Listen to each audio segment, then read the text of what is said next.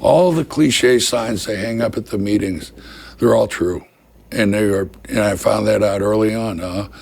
Believe the cliches, because they're cliches for a reason. One day at a time, that's all I've got. If at any time I felt like drinking, I put it off for an hour or make myself call somebody. It never happened yet, but you're one day at a time. You're only sober one day at a time.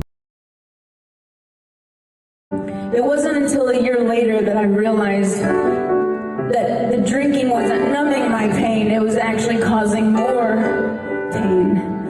And it was just a crutch that wasn't working. And in all honesty, I'm a work in progress, and I celebrate each and every day that I feel alive and in my body.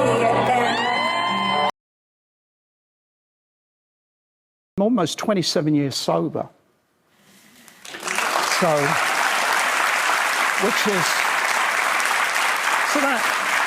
So everything I have today over, well, really the last 20 years or so has been really through sobriety. Addiction is such a topic that is still so taboo because people would just tell me, well, Lucy, don't drink. Oh, thank you. Oh, okay. Thank you so much. I'll try that. Thanks. But now it is that. Now it's like, okay, I just don't pick up the first drink and I'm fine because. My big worry when I got sober was I wasn't gonna have fun anymore. Like I was young, I was 26. And I was like, I'm not giving up my fun. Yeah. And I could never imagine, well, so when I get married, I'm not gonna have a drink. So when I have a kid, I'm not gonna have a whiskey. Guess what? Yes, I didn't have any of that, and it's awesome. You gotta do something different.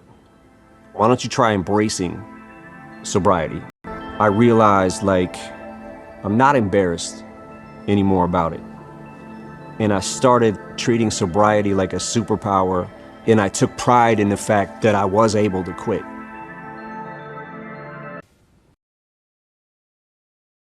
I needed help, so I got it. I phoned up a group of people like me, alcoholic, and that was it. It's over.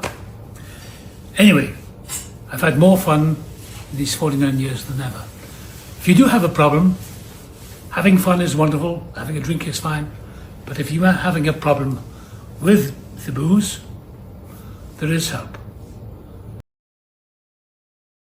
The beautiful part of sobriety and recovery for me is the looking in the mirror and realizing you are looking at the problem. You are the problem. You're also the solution to the problem, but nothing out there is the problem. And it's very easy to victimize ourselves and have it be, well, this is happening and so I'm this. My mother didn't do this and so I'm like this. Stop drinking, yeah. Very difficult? No, beautiful. Unbelievable. Better. Oh, are you kidding? I would never be sitting here with you. No way, no chance. Because?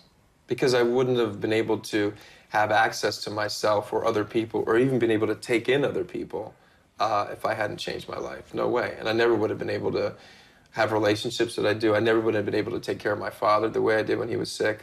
So many things. I just broke. And that's when, you know, my wife found me passed out on the floor and, you know. Was that the breaking point? Was like, now I'm not doing this? Well, no, she called, my best friend from high school was a drug counselor.